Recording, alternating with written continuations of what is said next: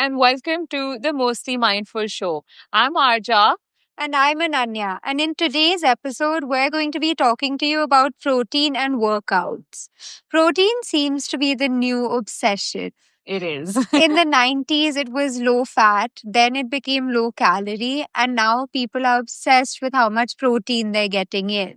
That's true. And you see protein powders, protein bars, chips, even protein water now has infiltrated the market. And there's so many new theories every day about how much protein you actually need. And so it can really be quite overwhelming trying to keep track of your daily protein intake and seeing how much you really need. There's new stuff coming out every day. So, how much protein do we actually need?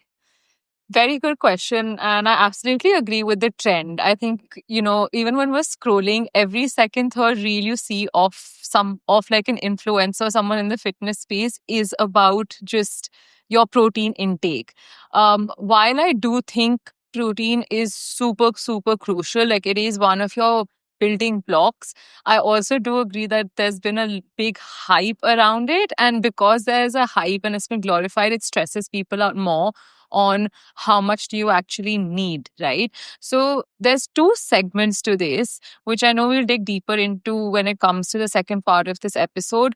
But number one, every single person does need a base level amount of protein. And I think we also tend to overestimate how much you're actually eating from just, your regular meals at home. A normal figure I would say is anything between 1 gram to 2 grams per body weight is what you should Per kilo. per kilo, Yeah. sorry, of your Yeah. body weight, is what you should be having. Right. So I would say the lower spectrum, like 1 gram per kg of your weight, is if you have more of a sedentary lifestyle. That's when you aim for say 1 to 1.2, and I feel like that is still necessary.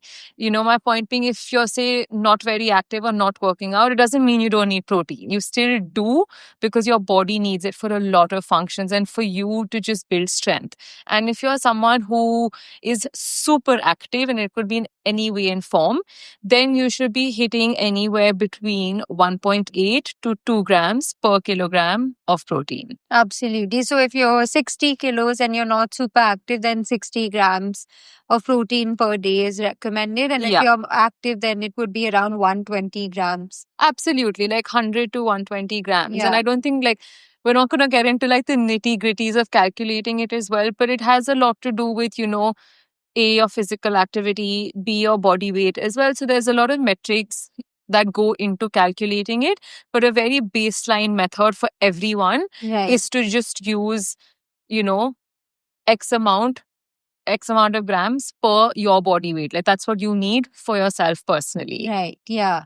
I think that's a good guideline. And definitely, if you're working out, you need more of it than someone who doesn't. Absolutely. But it is a good way to just remember to have a general guideline as to how much protein Yeah. you need every day. Absolutely. And you don't have to sit and measure it. Of course, some people who are, say, athletes or training for something professionally, they do measure it and they need to do it. But I Yeah. think on a very daily basis, you don't really need to be tracking your protein as such. Yeah. Maybe in the start it helps, or you get a nutritionist on board just to understand your quantities and portions and just understand how much of X equates to, how much protein. Right. And once you know that, it's very easy to just structure it in your day. Like I'm having this much in the morning, afternoon, evening. So it's pretty easy. But coming to the main part of this, now that we know it's necessary, you're very innovative with cooking and recipes and stuff. Can you share what would be some easy home ways, like sources of protein for vegetarians and non-vegetarians? Definitely. But to your earlier point, I agree with you that it's very difficult to actually track how much you're having every day, and it really can become obsessive. So I personally don't count how many grams I'm having a day. But what I actually like to do is to try and get it in at every meal. So at my breakfast, I'll try to get it through Greek yogurt. And at lunch and dinner also, I make it a point that every meal has some source of Sauce. protein in it. And these sauces can look different for everyone. So I thought first we could go over a few vegetarian options. Sure. So some really good ones are Greek yogurt, which you can just make at home. You just take dahi and hang it in a muslin cloth overnight. So Yeah. all the water drains out of it, and what you're left with is a very protein-rich yogurt. Yeah, it's like a concentrated form. Exactly. And the consistency is also really nice. It's perfect for parfait or yogurt Bowl. exactly. So I really love that. I have it for my breakfast every day. I also add peanut butter into the mix. So peanuts are another really good source of protein. Nuts and seeds are great. Legumes like lentils and beans are also really good.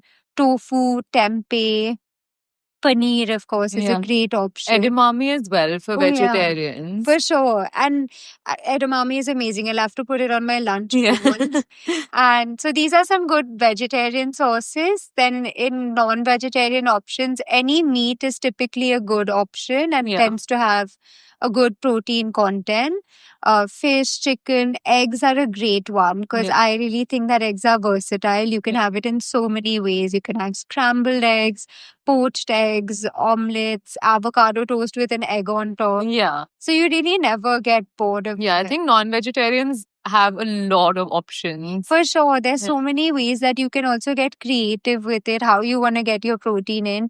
Even just sprinkling some of these things onto your existing meal. So, for example, nuts and seeds, adding it onto your whatever you're eating anyway gives you an added dose of protein and also just nutrients. They're very Yeah. nutrient-rich food. Good fats. I also find that protein tends to keep me full a lot longer. Yeah. So if I don't have protein in a meal, I will be hungry later. And the days that I work out, I feel even hungrier. So I try to get in more, even though you should try and make it a habit to have it every single day, even when you're not working out. Yeah, absolutely. Yeah. I mean, for me, protein is, I think I follow the same thing as you. I don't track either on like my macros, but I do make it a point, and I think I've just got an understanding of how much protein I'm eating in a day. Right. So I do try to hit that number. Yeah. I do take protein powders as well. I know you don't, but I mean, Yeah. because I do exercise a lot and it's like strenuous work, I do take it. But like that being said, I'm very particular about the brands I, use when it comes to my protein powders.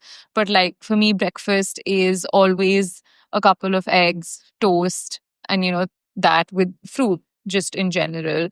My snack during the day is also fruits or makhanas. I do start my day with a handful of nuts. Like I'll make sure it's 5 almonds and a couple of cashews because it's healthy fats first thing in the morning. Great for your gut. Exactly. I literally started it for my gut health. Yeah. And then lunch is anything homemade. And, like we were talking in our earlier episodes, just making a balanced plate. So for me, because I have lunch with my entire family as well, it's very basic home food. We just have dal, sabji, roti, whatever it is. So it's not necessarily extremely high in protein, but it's still a balanced meal. Like there is dal, there is either rice or roti as carbs, and there is a fresh vegetable meat. Right. Yeah. And then in the evening is when I have my protein shake. Okay. And then dinner again, I ensure I'm having enough protein and fiber. So it's either anything between chicken and fish every day, with a side of just sauteed vegetables. I'll have a cheese toast, which is like a tinier toast I'm having because it has to be gluten free for me. And then I'll just sprinkle some cheese. Okay. that's like cheese my- is another great one. Yes, but Good like source. cheese is more fat. So Yeah. But it still has some protein, and I Yeah. also just love the taste of cheese. So anytime I can sprinkle it onto my food, it's there. yeah, absolutely. Like it gives a good taste, and like you also don't want to eat something that doesn't taste nice. Exactly. Taste is the most Absolutely. important thing. But I will touch on, like, I know I am an advocate for protein powders, even though they're very selective ones. And I think it does help you reach that, daily amount. And because I am conscious of, okay, I need to hit this protein goal, I know it is not possible to do it from Whole Foods. Okay. Yeah. But I know you don't take protein powders. Right. So I personally don't I'm not an advocate for protein powders, and there are a few reasons for this. So, number one, so the study found that 70% of 36 popular protein brands were making misleading claims, and also 14% of them had toxins in them. And these are really big brands that are widely available in India.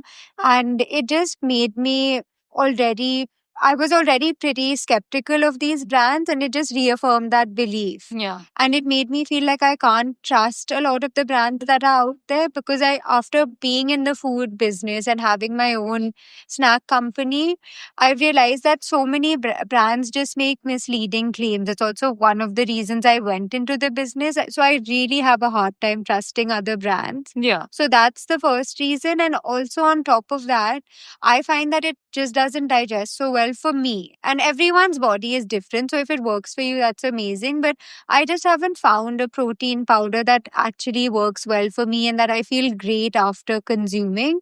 And until I have, I feel it would be difficult for me to actually recommend that. Yeah, 100%. So- I do agree with you there. Like, even for me personally, it took me trial and error of at least, I would say, 15 to 17 brands to figure out what I trust, because I do agree with you that, all of them don't have the cleanest ingredients, and you don't want to be putting anything in your body that's not, really necessary. So even when I advocate protein, there's literally just two brands that, I use and I even recommend to my clients, and it doesn't go beyond that. Like, there is no third. Yeah. Is because I've read the labels, I know what's going in, and I know they're tested. So I think that's a super important thing as well for someone who is having protein powders. You just have to make sure you're buying it from a accredited, trusted brand. For sure. Make sure they're Trust is- tested. And now it is mandatory, even in India, to have them tested and have it stand on the box that it's tested Yeah. by whichever agency they've done it via. But regardless of that, I do still strongly believe there is a lot of clients I work with who come with me with the same thing that, you've said, that we are not going to take protein powders. And I think that's fine. I don't think there's any right or wrong way to it. Right. It's a very personal thing, and you don't have to take it. If you can do it through Whole Foods, why not? Exactly. If you're getting it easily through your other meals and through natural protein Yeah. sources, then why not? I find for a lot of vegetarians, they struggle. So for them, it could actually be extra beneficial, because Yeah. without meat and eggs, it can be quite challenging to get enough protein in your diet. Absolutely. So for them, it could be a good option. And like you said, if you trust the brand and you really do feel good after eating it and you feel like it's digesting well, then it can definitely work for a lot of people. So you have to also find what works for you. Yeah, absolutely. Because like we discussed in our first episode on food, what works for you may not work for me, and Yeah. vice versa, because everyone's body, taste, preferences are different. Yeah. So it's about what works for you, and then also being able to stick to that every day, because these are lifestyle habits Yeah, that you're making. absolutely. And I think you brought up a very good point. Like, you do, even if, you're taking protein powders, which is what we started our chat on right now, it isn't because it's a trend. Yeah. It's because your body essentially needs it. How you're getting it is up to you, and just, ensure you're getting it in a way that's sustainable for you for a long time. Like, I can say I have seen benefits of it personally from using it in a powder form as well, because I couldn't have it, like for me, I couldn't have so many meals in a day. So I would drink a shake, and I genuinely have seen my strength increase by the week at the gym. Like, I can lift heavier and heavier. So for me, it's great. But I've also seen on the other side, two of my clients who do not take protein powders because they don't trust it, and they have also seen benefits the same way. All they do is ensure that they're sticking to the amount I've given them. That's so true. And in fact, I've personally seen that as well in my workout, where in the past, in several years ago, I wasn't so conscious about how much protein I'm having. Yeah. And I definitely wasn't getting enough. And the same workout wasn't giving me the results that it started giving me once I started consuming enough protein.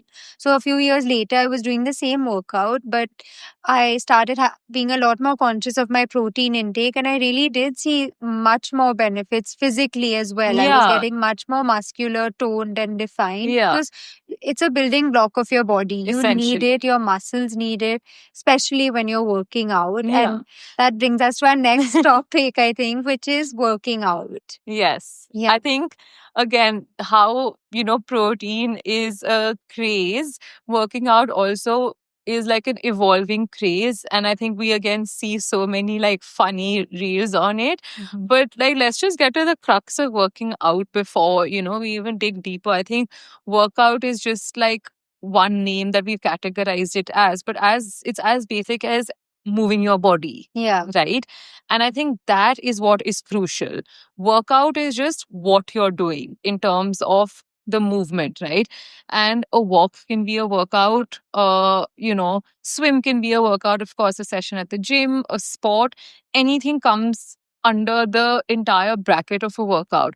But what's essential is basically moving your body. And I think baseline is 25 to 30 minutes a day is what you should be doing. So, even World Health Organization, they recommend 150 minutes per week is the bare minimum you should be doing just for general overall health. And So you're saying you don't need a full 1 hour session every day? Not at all. And you don't even need a session every single day, essentially. Okay, great. That's, I think, one of the biggest misconceptions. And For that's sure. what becomes a deterrent for so many people, because even I get bored after an hour in the gym. I just get bored. It's too much of just being there. But it's so amazing to know that you actually might just need 20 to 30 minutes. And you Yeah. can get in a great workout in that much time. Absolutely. As long as it's programmed well, I think 30 minutes is great. Like, I agree with you. I don't think I can do a 1 hour workout at the gym either. Like, 40 minutes is when I'm looking at my watch and I'm like, Yeah. okay, like, I also see energy levels drop, you're tanking, or like, I've put in the hard work and that's good. So I think as long as you're getting in some movement, it's good for your heart health, it's good for your brain health, it's good for your lungs. You need that oxygen. That Blood is circulation. Yeah, blood circulation. You need the movement for your gut health. You need movement for like your happy hormones. You need For movement for everything. testosterone. Everything. Yeah. Exactly. Like even for And- hunger, if you're not moving, you're probably not hungry. Exactly, which is why you end up feeling hungry on the days that you work out. At least Exactly. me personally, I do too. especially if I've done an intense workout Yeah. that day, I'm so much hungrier afterward. But you're so right that movement can be so many different things, and that is your workout. Like you Yeah. said, it can be a walk, and walks outside can have so many other benefits as well, even mental benefits. Yeah. And movement in general actually does make you happier. It releases happy hormones. And so there is the physical benefit that, okay, you're going to look better, but you also feel a lot better, which Yeah. is, I think, one of the main reasons why I work out. Is because Absolutely. I feel better. And once it becomes a part of your lifestyle, there's just no going back. Yeah. Then it's like every day you look forward to that movement, whether it's a walk, whether it's strength training or Pilates, whatever it is. Yeah, I was going to say, like, as soon as you said you look forward to it, like, that's why I smiled. Because for me now, I look forward to Yeah. it because I found something that, I enjoy in the structure of, say, my workouts or whatever it is. And I think that's the most important thing to crack. And, like, there's also a trend of these 12-3-30 walks or hot girl walks or whatever it is. Or, like, now Pilates is suddenly becoming a trend in India, even though it's been like, a common mode of movement overseas, part of a lot of people's lifestyle. Again, it's just a form of exercise. And I feel like whatever it is for you, you don't have to categorize it as this is better than the other, or I should Yeah. be doing more of this than the other. You need to be doing something that you thoroughly enjoy, and you're not waking up, from bed and being like, oh, but I have to do this today. You have to be waking up like, oh, great, I can't look forward to, finishing work and then going doing this. Exactly. Like, I think it has to bring you joy and happiness. You have to enjoy doing it, because personally in the past I've actually done workouts which I didn't enjoy and Yeah. I just forced myself to do. So for me that was spinning when I lived in New York. I think I told you about this. I had started going for these spinning classes, and after the class I felt amazing because I was covered in sweat and all the endorphins were flowing. But during the class I remember just thinking to myself that I really don't like this. Why am I doing it? And then I realized, why am I doing it? Yeah. Because I can be doing so many other workouts that I actually do enjoy doing. And then I never went for a spin class again, because at that moment I realized it's just not for me. Yeah. And someone else might love it, and for them that's great. But then I started doing things that I really like. Like in terms of cardio, I was doing some HIIT workouts, but I also got really into yoga and Pilates and strength training as well. And I was still getting enough movement and getting the benefits of that without doing something that I really don't want to do. Yeah, absolutely. I think it's as basic as find anything. And when it comes to exercise, I think there are so many options, and every week you wake up, there is a new option Yeah. of the type of workout for you. Like as of now, as we speak, pickle paddle is like a trend, right? Yeah. But honestly, more than it being a trend, it's a phenomenal workout. Like Yeah. paddle, especially, is blowing the gas away because it's taking up power. It's also working your mind a lot, all these sports, because like it's testing your cognitive functions. You have to be responding to the ball in time to like hit back. You have to see who you're hitting it to. Right. So, it's actually keeping you alive and keeping you younger for so much longer. And there's also the social aspect, which is also Absolutely. hugely beneficial. You might play with a friend or even meet new people. Yeah. And that's also great for longevity, the community and having Yeah. relationships. Absolutely. And like that's why I feel like workouts in general, don't have to be daunting. And the reason I say that is, being in this space and having trained like hundreds of people, I have so many people who come to me and are just like, but हम exercise नहीं कर सकते, आप हमें diet दे दो, हम ऐसे lose weight कर लेंगे. Which I'm okay. Like, sure, I can focus on a nutrition plan for you. I'm not saying no to that. But my point being, movement is also very Right. important. It's Yeah. not with the relation of to lose weight, but like when someone comes with the, preconceived notion ki I will not exercise, I think that just like you just don't have a very good energy associated with workouts. And that's probably because you've experienced something in the past where, someone must have forced you into doing some sort of exercise that you don't like doing. Exactly. So obviously then you're going to have a negative association with it. But actually it's just finding 20 minutes of some sort of movement a day. Let's say when you have your next phone call, just do steps while you're taking. Yeah. It's such an easy way to get in that movement, and you're killing two birds with one stone. Yeah, Or absolutely. just listen to your podcast. Maybe you can listen to us speaking when you go for a walk in the Yeah. garden. Take a swim, take a bike ride, do anything. Just do something you actually enjoy, because I'm sure that there's some form of movement for everyone. Absolutely. And if you just do 20, if start with even 10 minutes a day and Yeah. build up from there. Yeah, it doesn't have And- to start like, going all in, because again, you'll probably hate it and stop. Exactly. So I think here the main takeaway is that find what you love so that you Yeah. stay consistent with it and it becomes an everyday part of your life. Yeah, absolutely. Like, I will add on like one addition to the entire workout spectrum, though, is also like the importance of strength training. And I say that with not saying that you have to go to the gym 5 days a week and lift heavy. That's not what I mean by strength training. I mean, literally starting from just a pair of dumbbells of 1, 2, 3 kilos from the comfort of your home as well. It would be like a 15-20 minute session. That's also more than enough. But I think a large part of, the society now is picking up to the importance. But I would say our parents' generation and older never understood this because there was also no one there to educate them about these things. But strength training, I would say, like even twice a week is more than enough if that's something, that's not up your alley, like you don't enjoy it. But I would say it should become a mandate for you to do it at least twice a week, even if it's for 20 minutes. And that's what I'm saying. It doesn't have to be like, oh my God, I'm going to the gym and like it's a gym bro workout. No, it's not. It's just 20 minutes of strengthening your muscles, because what happens is with age, your muscle mass starts decreasing. And this is actually like a scientific thing, and there is a term called for it as well. It's scarponia, if I'm pronouncing it correctly. But once you hit 30 years old, especially with every decade, you lose about 3 to 5% of muscle mass.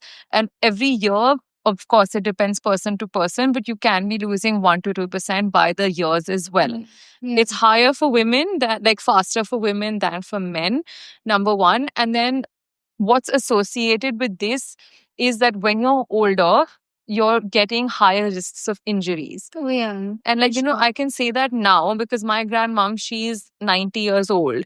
Her brain is probably sharper than mine. Like, I can say, give that in writing to anyone at this point. She'll not forget things. She'll do things on time. She can put two and two together, everything. The only thing she's struggling with right now are like ligament and ailment pains. Like her knee is hurting. She struggles, sitting and standing up. And the first things even doctors say to her now is, ma'am, you have to strength train. Yeah. But at 90, you can't expect a 90-year-old to start strength training.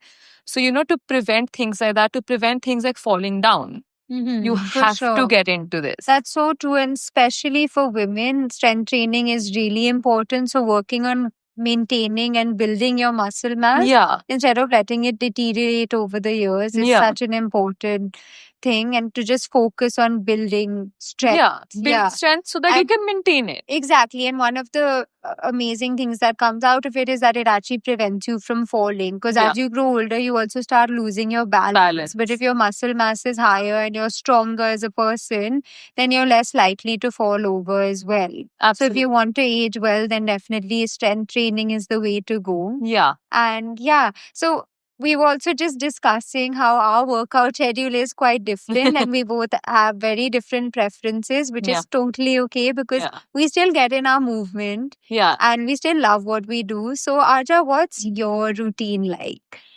Okay, so my week looks pretty diverse, I would say. I've been into like more strength training for the longest time, I would say.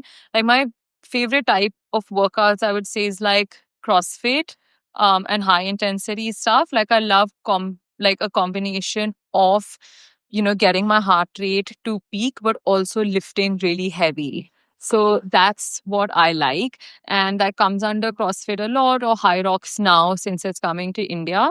But what my week looks like is I target to do 4 solid strength workouts at the gym, structure it between 2 lower body days and then 2 upper body days. One which is for like push day, which is chest, shoulders, triceps, and one is like my pull day, which is back and biceps. My lower body days are again pretty similar to one another, just focus on, different muscle groups a little bit. I also am into running since the last year. I've got, I think, highly invested in like this entire marathon running craze. So naturally, I am training for a couple of races year round. So that had to be, complemented into my schedule. So when it comes to running, I am running again anything between 3 to 4 days a week. My weekend is when I do a long run, which is at an easy pace. It's just focusing on distance. Once a week, I'm doing interval type of running. So the focus with that is doing shorter distances, but at a higher pace, to work on your heart rate.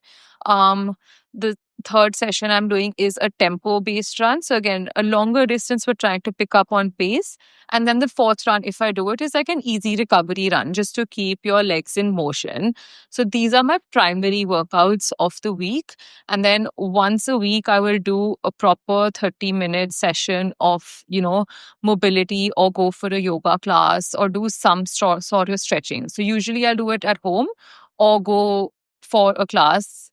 Again, social aspect comes in and I love going for classes, and it's something I'm not very good at or fond of, the mobility aspect. So I'll try to make it social. But yeah, that's what my week looks like. And as of, I would say, the last 4-5 months, I also have been putting physio into my routine. So I do go, I would say, once in 10 days or once in 2 weeks for physio, because again, I think there is a lot of workload my body is taking. So I need to have those muscles released, by a proper physio person. Right. Yeah. So, I Yeah. mean, I know this is very hectic and I know it's not what you do necessarily.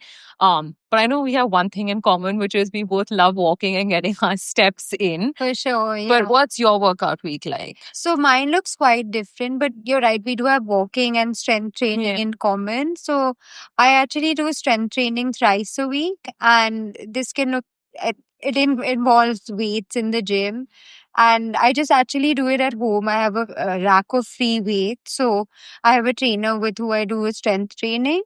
And then I also do kickboxing in these workouts. I like to mix it in, and I find that super therapeutic. I actually feel mentally a lot better after doing it because sometimes life can get super stressful with work and whatnot. So I really feel like that's my release. Yeah. And so that's thrice a week. Okay. And then I also do either Pilates or bar once a week. So for this, I do a lot of videos. I have an Allo Move subscription, so I do bar and Pilates videos online, and this can be anywhere from 20 to 40 minutes. And I find that this actually helps me train my small twitch muscles and muscles that aren't really getting worked out in other ways. And it's really great for definition. I also just really enjoy the workout. Once in a while, I might even do a Pilates class with a friend. It's a nice way to go. It's just a fun thing to do. And then once a week, I like to focus on my recovery. So that would look like either yoga or mobility, like you said. So I like to do yoga at least once a week. Normally on Sundays, I do yoga. And then in the middle of all this, I also try to sprinkle in walks. So I love to walk my dog and even meet friends while doing walks. And I think it's a great way to get your steps in. Another thing that I always add on to this is a massage. So, like you said, physio or mobility, I find massages are really beneficial for opening out those knots and whatever else might accumulate while you're doing strength work, because recovery is actually just as important as your actual workout. So, it's so important to give priority to your stretching, sleep, recovery, whatever that might look like for you. Yeah, absolutely. No, I do agree with you on the recovery part. And like, I think I've learned that the hard way and I got injured so many times just thinking you have to go all in, with your workouts. But once you start realizing and understand the importance of like hard workout days and slow workout days and actually putting a balance between them, like all your workouts don't have to be super high intensity. Exactly. Like that's also not good for your body or your cortisol levels. It's a good balance. And you actually do perform better and you see better results as For well. sure. Yeah. And I think just finding what works for you, like Yeah. instead of pushing yourself to the point that it's just too much, then once you do get an injury, it's so much harder to recover from that as opposed to just taking it a little bit easier. And maybe you won't see that same benefit as you would if you're pushing yourself to that point, Yeah. but at least it's more sustainable and you can continue doing it every day without a problem. Or it's when I just need a break from work, like, it's a frustrating day. I just love to take 10-15 minutes off, get up from my desk and just go out and walk. Like, just being out in the nature, getting some fresh air. I listen to a podcast, call up a friend, whatever it is. But I think that is also like just a form of movement during my day, which is so crucial. And it's just part of my routine every single day. So I think being out in nature, it's like lovely. I suddenly have like a smile on my face. My creative juices are suddenly flowing. Like, I'm thinking, oh, I can do this is what we can do, whatever it is. Yeah, My brain is also just moving. True. There's science behind that too, and they find that forest bathing and being in nature actually is hugely beneficial for our health. So I completely agree with you there. I love my evening walk time whenever I can go with Julie. I definitely do try and make it a point to go with her because it's just as good as it is for my body as it is for my mind. Yeah. And I sometimes just listen to music or podcast, like you said, talk to a friend, catch up on calls, whatever you might do while walking, you just end up feeling so much better afterwards. If I'm in a funk, I'll just go out for a walk. Luckily, I have a park that's pretty close to my house and I feel so good after. Same. And especially when I go with my dog, because then you have the added benefit of being around a dog, which can also be really therapeutic. Yeah. She meets all her dog friends over there, so seeing even more outdoors. It just feels amazing Yeah, after. it So is very like just high energy giving. exactly. So if you're ever thinking about going for a walk, I would just highly recommend Yeah. it because it can be so beneficial. Yeah, I for feel you. like when you don't know what to do, just go for a walk. Like you don't have to think Exactly. about going for a walk, just go and you might have the solutions Exactly. to, whatever you're finding a solution For for. sure, yeah. I think very quickly, because we just spoke about our schedules, like our workout schedules, I just want to put like a little PSA out there as well that, maybe mine does sound super hectic and intense.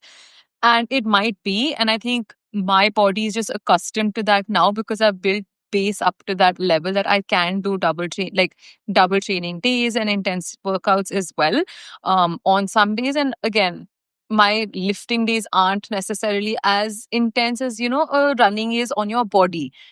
But that aside, I just want to put it out there that when there are days where my body is like, okay, no, rest, stop, I very openly and wholeheartedly take a complete rest day as well. And I think that's super super important for everyone to come to terms with, that all your working days or like training days don't have to be like all out hard effort.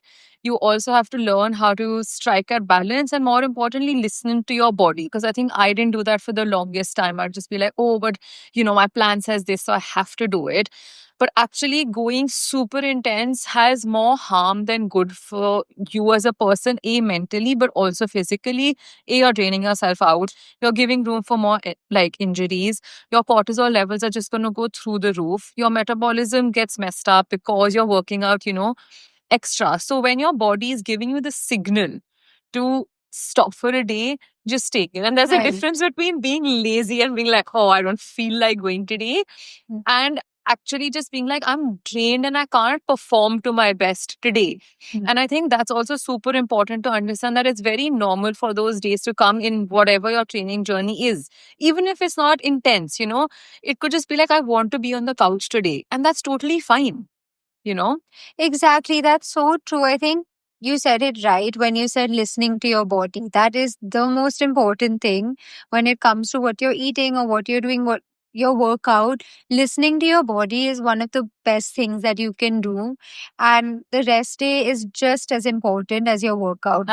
I Absolutely. take 2 rest days every week. On one of them, I try not to do much. Even in terms of work, I try not to take on a huge load that day because it just becomes an overall rest for my Exactly. mind and body. And I try to do restorative things on that day. Like it could be reading a book, even just coloring. I've got a few coloring books, or just watercolor painting. I find it really calming and therapeutic, and that becomes your recharge. And then it actually fuels my week better. Yeah, So absolutely. whether it's my workout, I'm able to then perform better on the days that I do work out, or even mentally, I've had that break. So I'm able to then be more productive. Yeah. Because if you just keep going at it, at some point your body or your mind or both are going to get worn down and just be tired and give up. Yeah, So exactly.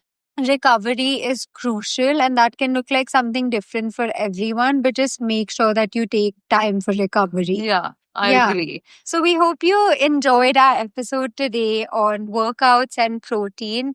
If you did like it, please subscribe, follow, and save, and we'll see you next week at the next episode. Thank you.